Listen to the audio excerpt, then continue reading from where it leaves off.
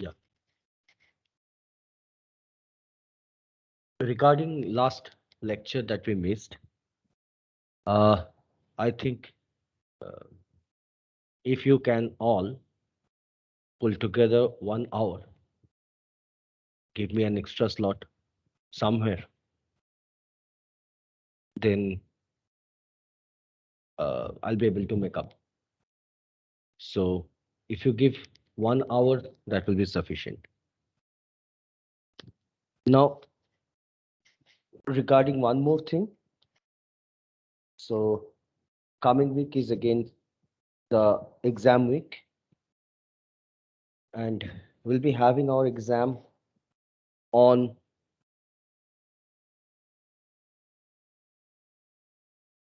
7th, which is a Thursday. So I'll be completing some portion, some considerable portion this week. Then 6th, I will keep for doubt clearing, and I guess I hope that you can give me 1 hour slot somewhere during maybe 4th or 5th, if required. Let's see till the first Friday. Then 7th, we'll have the exam. Okay, so let's start the lecture. In our last lecture, which was last Thursday, because Friday I missed the lecture. Now, last Thursday, we stopped exactly here.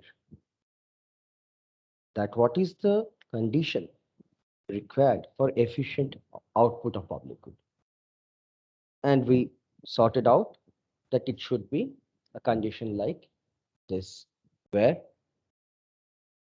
MRS means the marginal rate of substitution between the private and the public good. So suppose good 1 is private, good 2 is public, then mu1 by mu2, right? Now, we do not pay for public goods. In general, we do not. But the government requires money to provide the public good. And so far, regarding the marginal rate of substitution or whatever, you can ask, just for the sake of clarity, you can ask that for a particular amount already of public good is there, then how much an individual is willing to pay for one additional unit of public? Because if you add one additional unit of public good, then individual taxes will also rise so as to finance that additional expenditure incurred by the government in providing that additional unit of public good. And here we'll bring the first definition. We call it a tax price.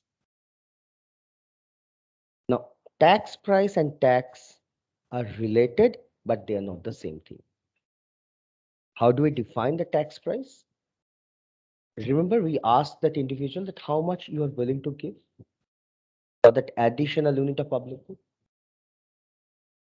The tax price is the additional amount he has to make so that he can have one extra unit of public good.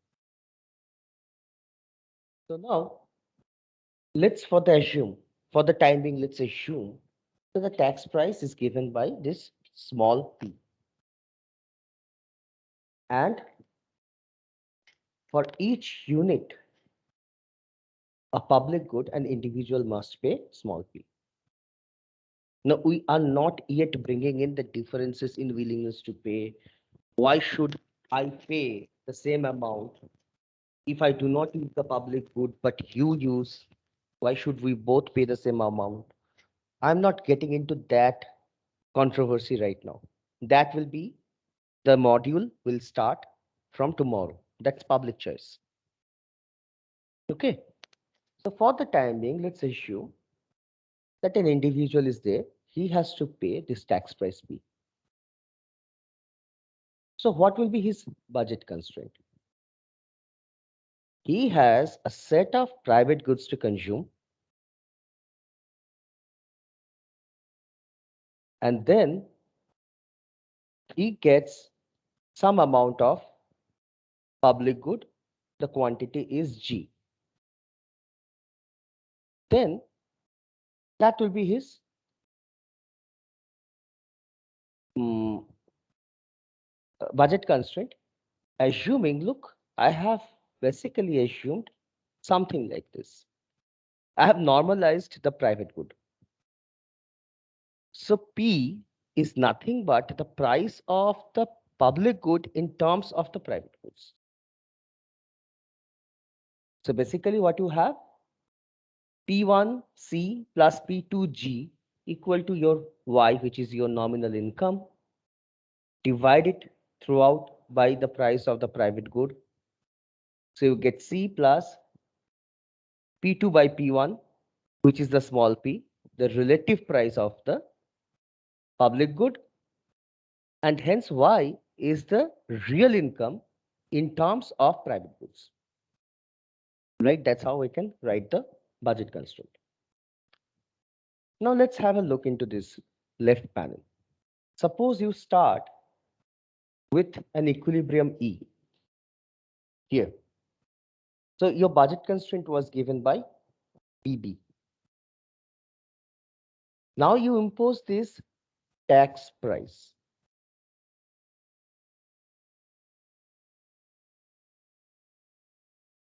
Rather, you start with BB prime, okay? You start with BB prime. That was your initial budget constraint. And your initial indifference curve, where on the vertical axis you have the private good, horizontal axis you have the what you call the public good. Now you impose the tax price. So what will happen? This initially, had there been no tax price, you are having at E prime. With the tax price, your budget curve rotates inside, pivots from B. Because private goods price has not changed, now have imposed a tax price. Your new consumption will be E. So the optimal consumption of public good will fall from G2 to G1. Right? And from there you can have a simple demand for public good for one particular individual. For that initial price, you had G1 and then you have G2. Okay. Now, when you can create a demand curve like this for an individual, just imposing the tax price, finding out, look what I am doing. Basically, what is the logic I am following? The logic that I am following is very simple. Suppose initially start with free public good. Then I want you as a citizen to say how much you are willing to give so that you will be given provided with an additional unit of public good. Now, calculating that, you get the tax price. Once the tax price is determined, you can have a demand curve for the public good for an individual. Now, remember, how do we get the aggregate demand curve? Here we'll call the collective demand curve, rather not uh, aggregate demand curve, but what we'll call is a collective demand curve. Why? This demand curve is a little bit different from the aggregate demand curve because of the fact that everyone will get the same amount because of non-rivalry of consumption. So what you do, you just simply vertically add it up. You just have your willingness to pay curve, which is your demand curve for public good for different individuals. Suppose like this, suppose you have two people, Friday and Crusoe. For a particular amount of public good G, you know the tax price paid by Friday and that by Crusoe. Then what you do, you just vertically add it up. that you will get your collective demand curve. Why? Look, G is the same amount of public good which will be consumed by both Friday and Crusoe because of non-rivalry of consumption. So if suppose the tax price paid by Friday plus the tax price paid by Crusoe will give the society's willingness to pay somewhere here, which is this much. Let's call it the tax price paid by Friday as A, tax price paid by Crusoe as B, and this is origin 0. So what you do? You add up B0 and A0, and you get a point like this where the cursor is right. Now look, you were talking about efficient production. And the efficient production in this case is what? We all just think about what was efficiency when we talked about production in microeconomics 1. The perfectly competitive outcome where the demand curve, which represents your marginal willingness to pay, intersects with the supply curve, which represents your marginal cost of production, right? You remember the how to get the supply curve from the upward rising part of the marginal cost curve. Similarly, you know what the demand curve is coming from the marginal willingness to pay. Now, what does each component of this collective demand curve represent? Collective demand curve is what? Suppose there are n individuals. In this case, I have assumed n is equal to 2, the two individuals being Friday and Crusoe. One rich person, one poor person. Now, let's go back to this picture. The tax price paid by Friday is his maximum willingness to pay for the amount G of public good. Similarly, the tax price paid by Crusoe is the maximum willingness he is willing to pay for that same amount of public good G. Different people have different perception of public good, so their tax prices will differ. But the same amount of public good G will be consumed by both Friday, Crusoe, and all the members of the society. So now the point like this, suppose you just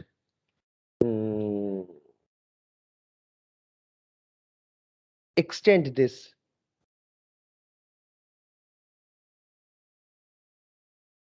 Let's call this point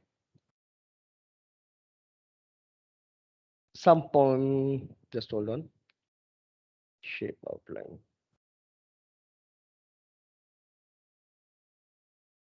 So this point, which you get by joining G and collective demand curve, the vertical difference of the collective demand curve for the amount of public good G, that gives you what? The maximum willingness to pay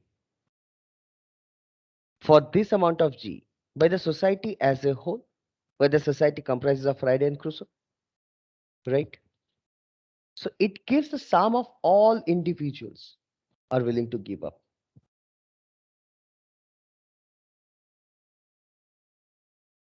Now, supply curve gives the amount of goods, in this case, other means the private goods. The supply curve for public good will represent what? Will reflect what? It should reflect how much private good or other goods you should give up to obtain one more unit of public good, right? Because economy-wide resources are constrained. Suppose you have labor and capital, and the stock of labor is L, stock of capital is K bar, L bar and K bar. You want to have one additional unit of public good. So you need some amount of labor and capital to produce that. So what will be sacrificed? You have to take away that amount of labor and capital away from the private goods sector, which means Basically, if you're thinking of a production possibility frontier, where in one axis you have the public good and in the other axis you have the private good. One additional unit of public good requires some unit of private goods to be sacrificed, right? Now, you should have a supply curve and this collective demand curve. Look, it's not a demand curve, it's not an aggregate demand curve, it's a collective demand curve. So a point like this will come and you will have an market clearing solution and Walrasian equilibrium for the public good, right? Now, let's go back, revisit our memory about the equilibrium condition of efficient production. Remember, for perfect competition, MRS equal to the price line or relative price equal to MRT.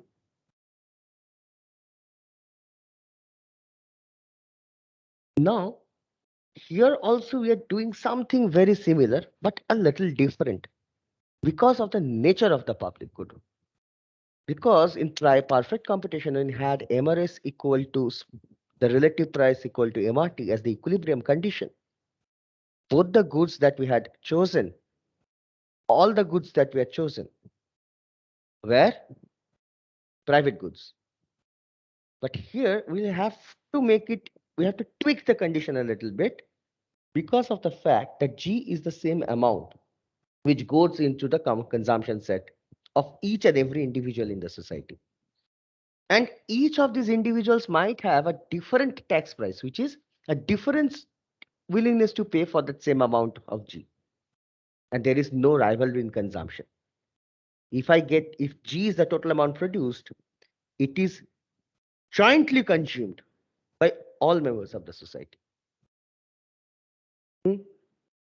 So instead of supply curve intersecting demand curve, you will have a supply curve intersecting the collective demand curve. Now, let's come to the question of differences in willingness to pay. We have done so far, we have taken a reverse route actually.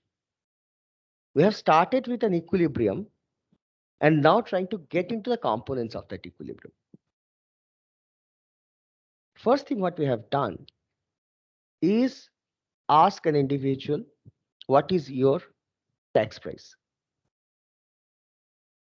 When I have collected that information for all the individuals, I have the collective demand curve. I have the supply curve that comes from the cost structure, the economy-wide resource constraints. So it's a supply side part. So I get the supply curve.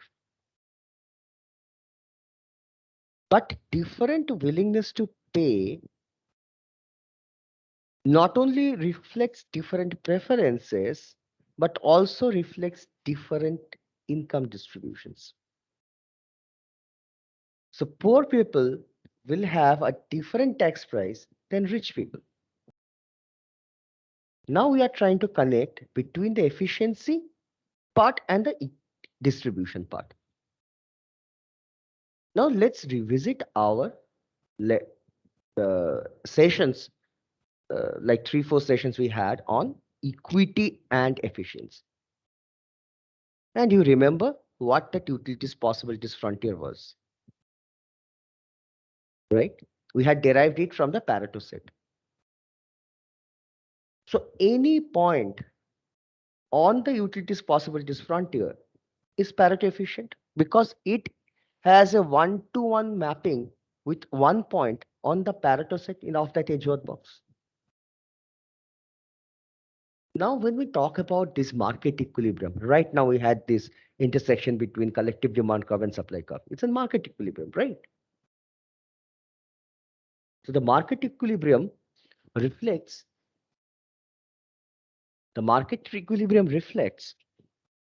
one of those points only. You understand the statement that there cannot be one unique Pareto optimal supply, because Pareto optimality can be achieved at any point on that utilities possibilities frontier. Hence, this market equilibrium, which was generated from the intersection of the collective demand curve and the supply curve, is one of those points. So there are other innumerable, infinite number of Pareto efficient levels available with a different income distribution. How come? Just think of the second welfare theorem. You tweak the initial endowment point. So you tweak the initial distribution. You have another point on the Pareto set, which will reflect another point on the utilities possibilities frontier. So with a different, now you can do any changes in the income distribution through initial tax and subsidy structure. So if you start with an endowment in the economy to individuals, and I have not brought in production so far. Production, we have not brought in that Edgeworth box structure. That will bring in the 2 cross 2 general equilibrium structure. So there will be two factors of production, two individuals, and two commodities. That will be done in that general equilibrium course. But what you can understand is from that simple exchange Edgeworth box thing. If you have two individuals with their indifference maps being plotted in that Edgeworth box, and you start with an initial endowment point, leave it to the competitive market, the Walrasian equilibrium will lead you to first thing, a price ratio, that is the competitive price ratio, and a particular point on the Pareto set. And that point is Pareto superior to the initial endowment point. So I can say that with with the initial income distribution structure depicted by that initial endowment point leads you to a particular point on the contract curve, because endowment point rules where the contract curve will be, which subset of the Pareto set will be within. Now, the moment you choose to tweak that initial income distribution, you can have infinite options. You can move the point anywhere in the box. Once you do that and leave it to the market will again move it to the Pareto set, to a new contract curve, new particular point, which will lie on that new contract curve. But whatever happens, this new equilibrium is also Pareto efficient. So your Pareto efficiency and income distribution are intrinsically related.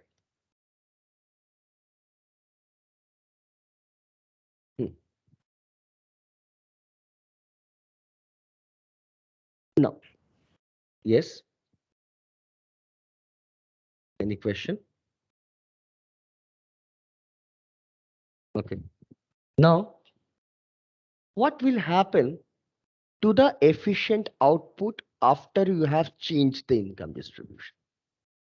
Suppose you have started with an initial endowment point and you have received one particular point on the Pareto set, which will be reflected as one unique point on the utilities possibilities frontier. Now from there, for each of these two individuals, you can have their different willingness to pay for the public good. Right? Now, once you have those two set of willingness to pay, you add it up get the collective demand curve, you have a market clearing and Pareto efficient output. Correct? Now the question is, you change the income distribution. The point on the Pareto set shifts somewhere else. So does the point on the utilities possibilities frontier. So does the MRS will change, and hence, what was the equilibrium condition? MRS1 plus MRS2 will be equal to MRT, right? Sum of the MRS equal to MRT is your efficient production condition. But as you shift on the utilities possibilities frontier, these MRS values will change. And hence, this collective demand should also change. The aggregate demand should also change. So let's assume that you have transferred $1 income from Crusoe to Friday.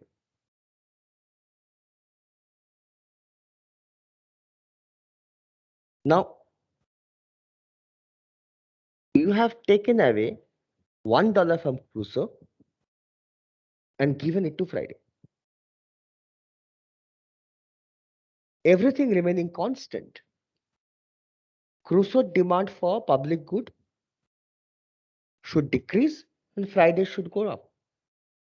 Because look at their individual budget constraints. Crusoe's budget line has shrinked downwards. Friday's has gone up. Now, these changes, if you understand, let's go back to the simple diagram. Left panel. Movement from E to E prime. For one, it is movement from E prime to E, another for E to E prime.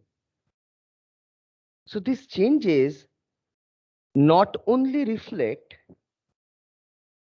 the income effect, but also has a substitution effect. Depends on the relative price of the public good relative to the private good price, right? Now the substitution effect is also there because what you are doing is a Hicks decomposition, Hickson decomposition. There will be an income effect, there will be a substitution effect. Now, when you have this initial income distribution changed, one will try to have more of public good, another will try to have less of public good. But will this addition in demand and reduction in demand cancel out? Might well not. My marginal propensity to consume for public good might be quite different from that of yours, which gets reflected in your marginal willingness to pay for the public good. We have different preference structures. So when I'm talking about vertically summing up the marginal willingness to pay for each individual, the aggregate demand, the collective demand will change. So there will be a shift in the demand curve. So that demand curve, collective demand curve might go up, might go down. So you'll have a new equilibrium. So now you have understood, or it is evident that the moment you tweak with the initial income distribution, you do any tweaking in the income distribution, the market clearing equilibrium will shift. It might not, but that is a special case.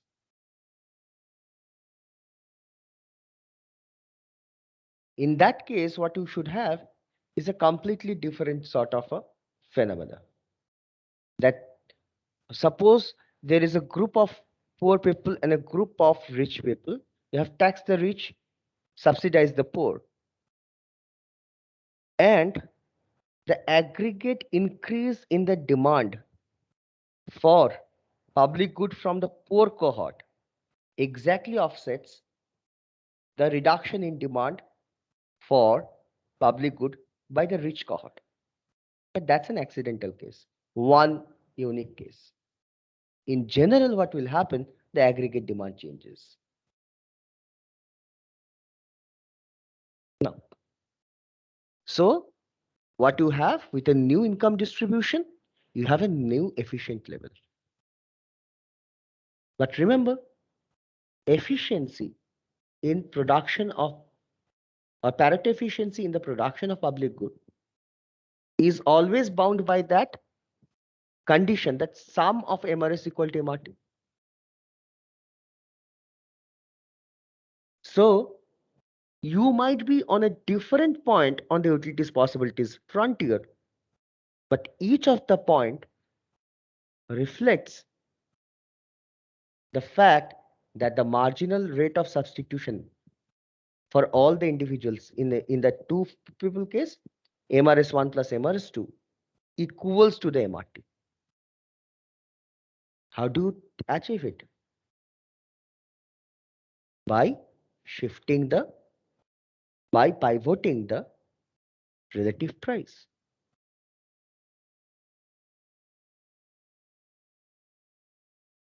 Now, we have understood by now that efficiency in production of public good is bound by two things. One, the sum MRS equal to MRT condition, and two, the income distribution. So this second part, that what will be the efficient level of public goods in the society, depends on the distribution of income, has one serious implication.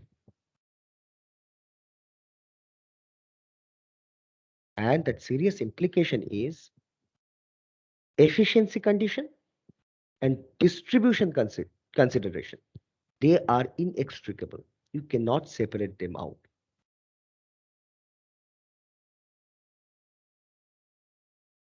This is very tricky. That the moment you have a change in income distribution, there will be a corresponding change in the efficient level of public output. So you have the efficiency conditions intact. Sum MRS equal to MRT. But the moment you change the income distribution, your efficient output changes. So you have two things, efficiency and distribution, but you cannot separate them out. Once you have a distribution change, automatically the efficiency change will come.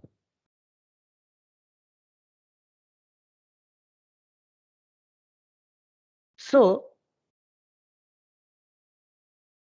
to understand this inextricability, we have to understand the limitation also. The limitation in the sense, the difficulty in implementing the theory. I have a theory given by the microstructure, microeconomic understanding of the society. I'm very good in understanding optimization. So I've optimized, I've got an efficiency condition. But that is theory on papers. At the end of the day, I have to implement it. Now, there are certain serious limitations of the theory in the sense of practical implementability. The moment a government tries to understand that I will start a new program, then what will be the benefit out of the program? The first question that asks, who gets benefited? And in general, you give more weightage to the benefit to the poor than the rich. But you have kept the efficiency condition in mind so that there is no deadweight loss in the economy. So sum MRS equal to MRT remains.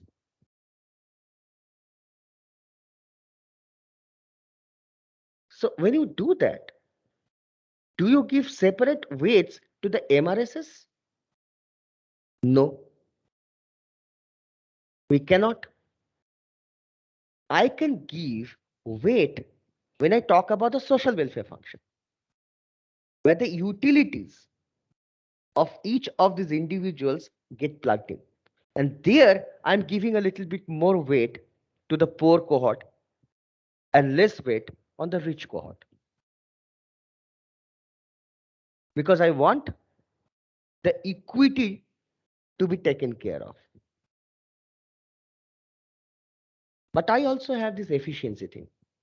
From where I get MRS1 plus MRS2 is equal to dot dot dot the MRT. So in that efficiency part, you are not giving any MRS thing, any other weights. So you are not giving some alpha 1 MRS1 plus alpha 2 MRS2, where alpha 1 not equal to alpha 2. So basically, when we are talking about the efficiency part, obviously, you are treating rich and poor equally, all the individuals say. Now there, these two parts might have what I will say paradoxical uh, mm, revelation. That at one hand, when you're talking about a social welfare function, you're treating the two different cohorts differently. And that is why you're taxing someone and subsidizing someone. And you're having a serious implication of that income distribution on efficiency, on efficient output. Now, when you're talking about the second part of the problem, which is efficiency, there you're treating everyone equal.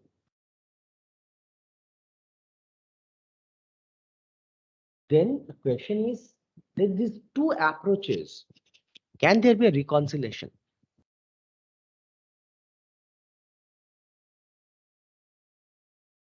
In fact, the answer lies in the fact that these transfers, income distribution transfers, might be costly. You remember costly transfers and costless transfers? You have the shape of the utilities possibilities frontier changed with cost of the transfer. So when it comes to the redistribution part, the government might look for some alternative methods.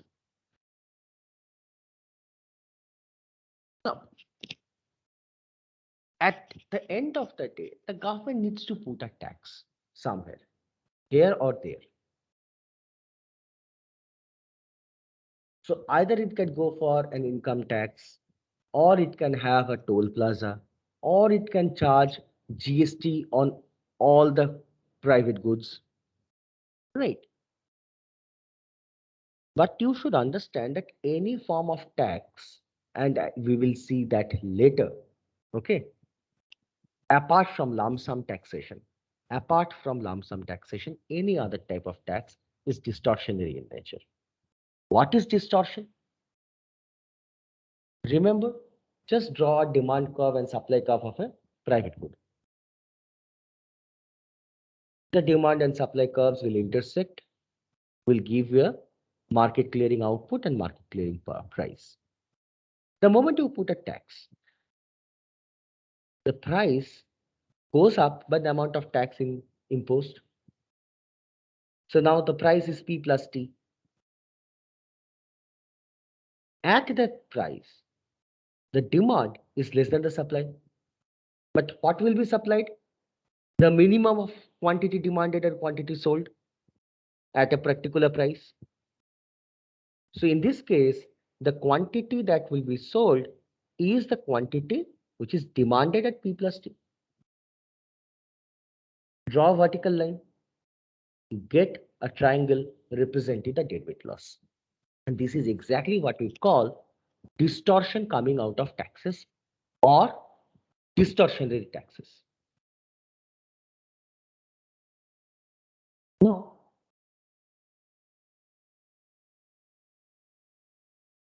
Government revenue, which is required to be generated to provide public goods,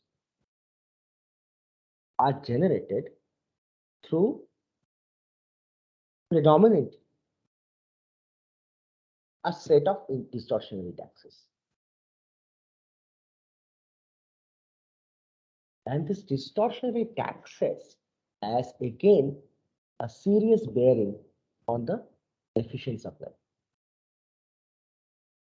Again, the amount of private good that I should give up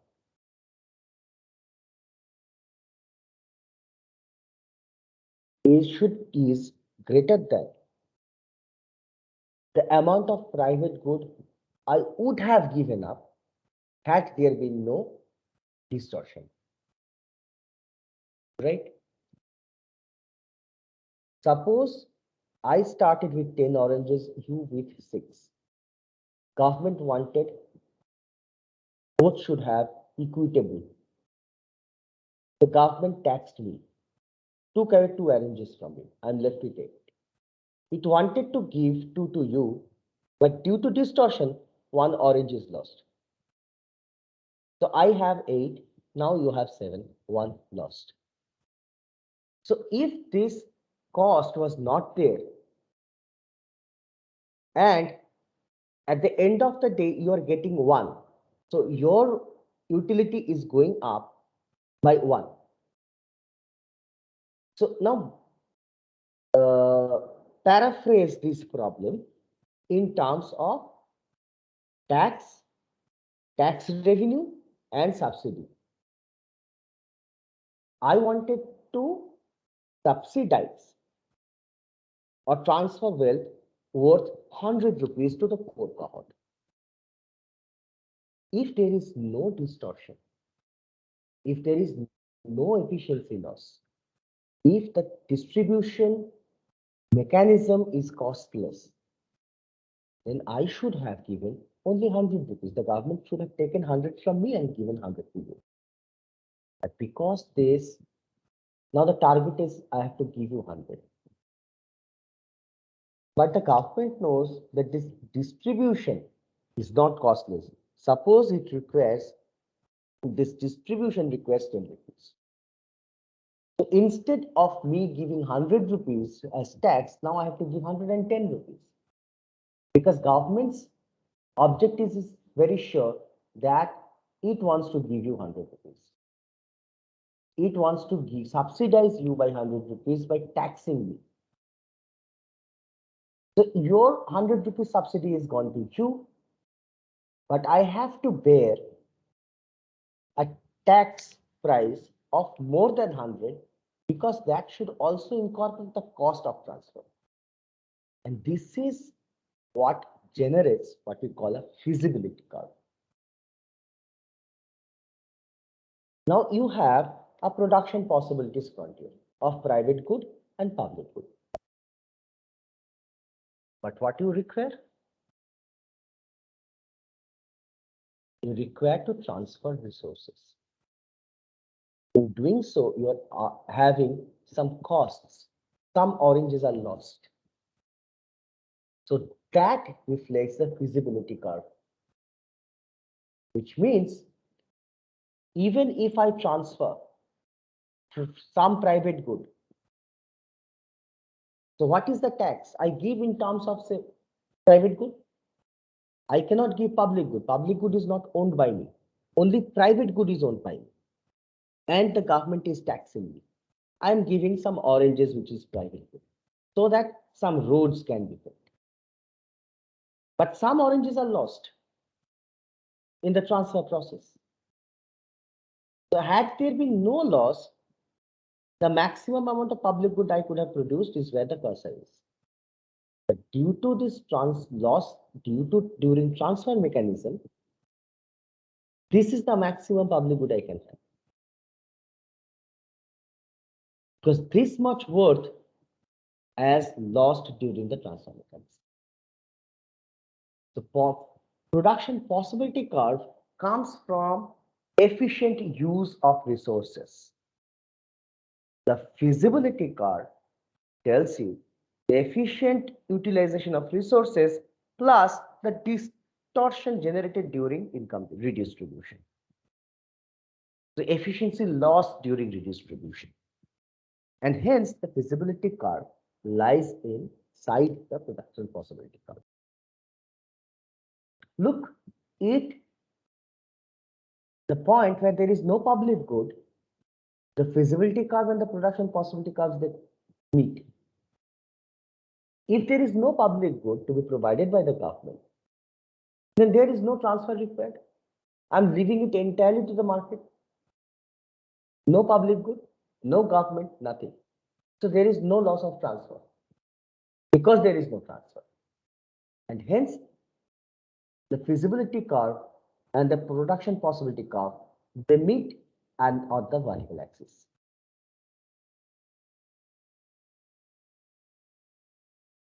So now, what we'll say in this light of the discussion we had so far, that amount of private good I should give up,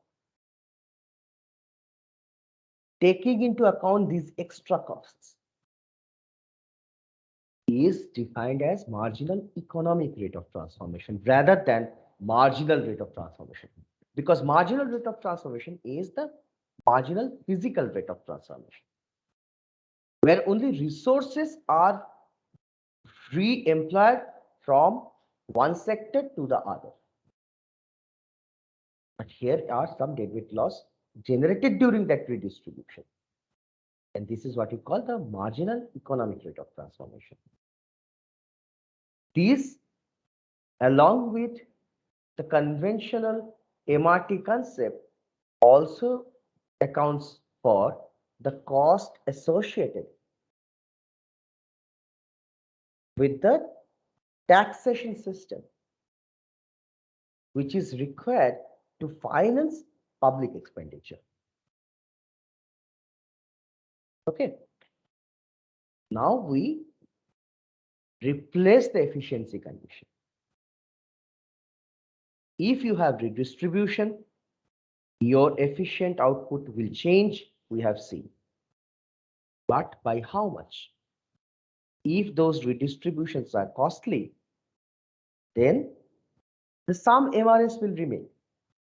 But MRT will be replaced by marginal economic rate of profit.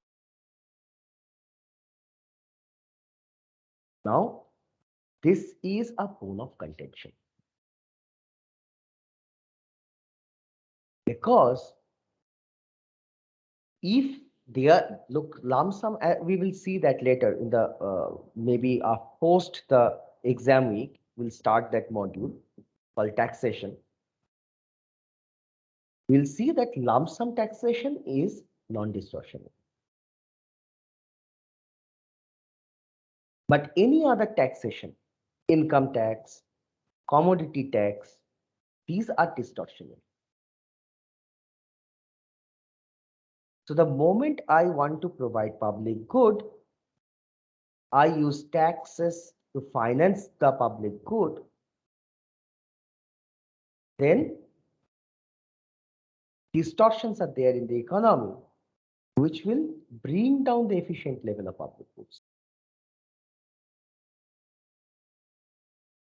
So why not using non-distortionary taxes only? Because whatever private goods are being given up, aggregate by all the people who are taxed, you could have more amount of public good. So no one disagree on the magnitude of social benefit. Why? Because the poor cohort is getting 100 rupees. So there is no problem with the subsidy structure, public good provision structure, the benefit coming out of the public good provision. But the disagreement is on the cost. What is the cost? At what cost I am providing?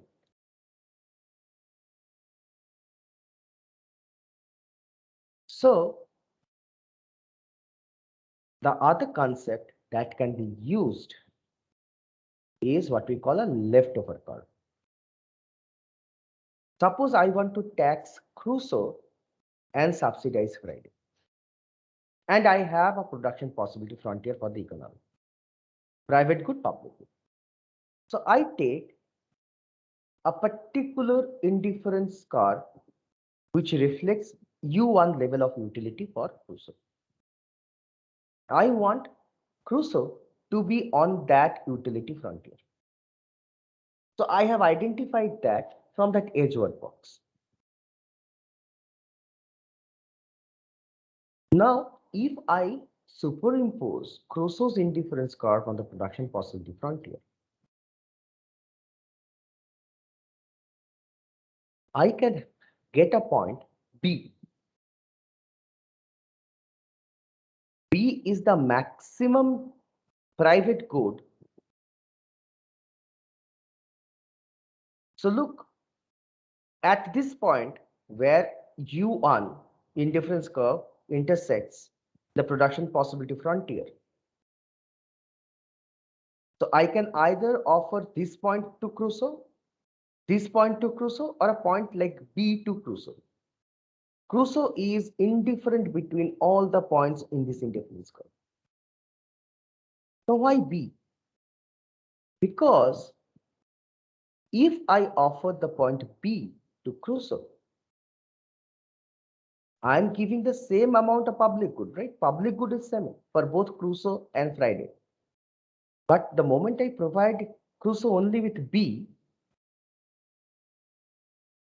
he is indifferent on the amount of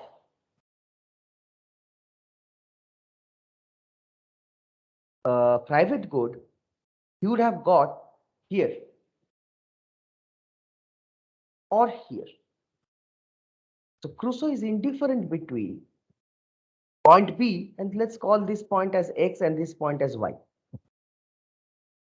But at point B, Crusoe is happy, and this much, call it, uh, we should be giving some numbers, otherwise it's very difficult. So Crusoe is happy with this much of public good and this much of private good. And he's indifferent between the point X, B, and Y, or any point on the indifference curve. But why choosing this point? Because if I give Crusoe this amount of public good and this amount of private good, AB amount of private good can be given to Friday. Because this much of public good goes to both Crusoe and Friday. But I can produce for this much of public good, I can produce this A to this point, this vertical amount of private good in the economy, which is coming from my production possibility frontier.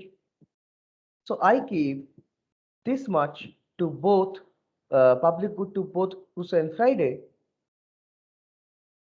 this much of private good to Crusoe, then AB amount I can give to Friday, USPO. And this is what we call the leftover curve. And how will it look? It looks like this. So if you take this point, how much of private good is left with Friday? 0. If you this point give this point, how much private good left with Friday? 0. You give a point like B, this will be the AB amount of private good can be given to Crusoe. So I have a leftover curve which looks like an inverted U. And the condition that I must follow is now I take the utility map of Friday and see what is the maximum utility level? The leftover curve is fixed, coming from two things. Once you have the production possibility frontier and you have fixed a particular U1 level of utility for Crusoe, the leftover curve is generated.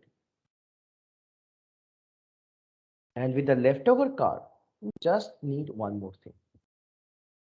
Get the indifference map of Friday and see what is the maximum utility you can give to Friday given this leftover.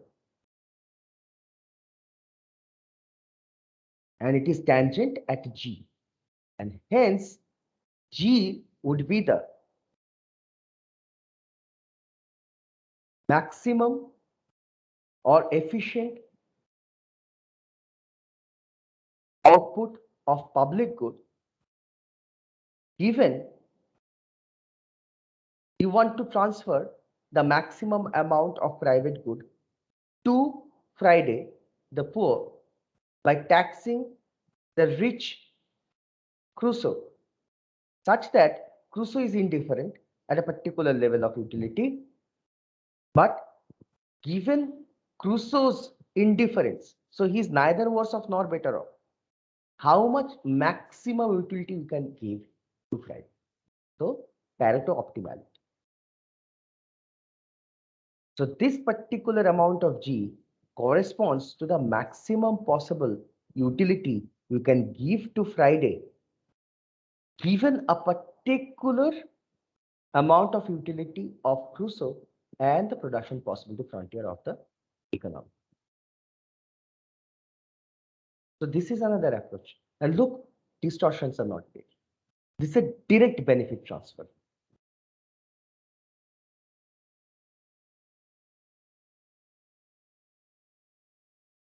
And let's now analyze a little bit about the slopes. The slope of the leftover curve is what? The difference of the slope of the production possibility frontier at A and that of the U1 indifference curve at B, which means the slope of the production possibility frontier at A is the physical MRT. B, the slope of U1 is MRS of Crusoe. That is being generated, equated to what? U2 or so at this point, the leftover curve slope is MRT minus MRS Crusoe. That is being equated to U2, which is MRS Friday.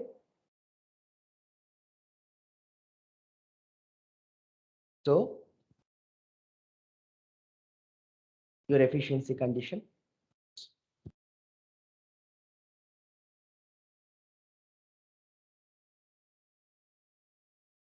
You don't have to get into those transfer losses, deadweight losses, distortionary taxes. But you are taking care of the efficiency as well as the equity.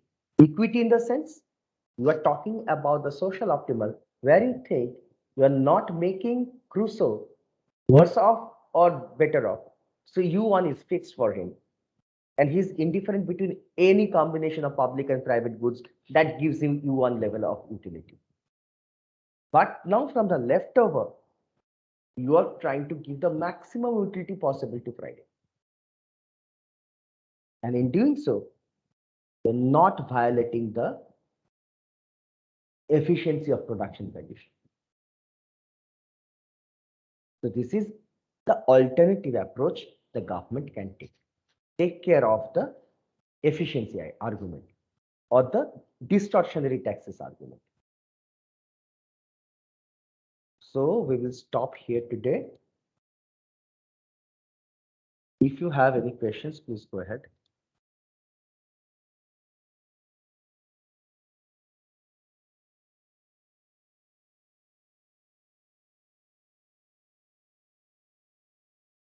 Okay, if not, then we'll again meet tomorrow, 11 o'clock. And Sir, we'll start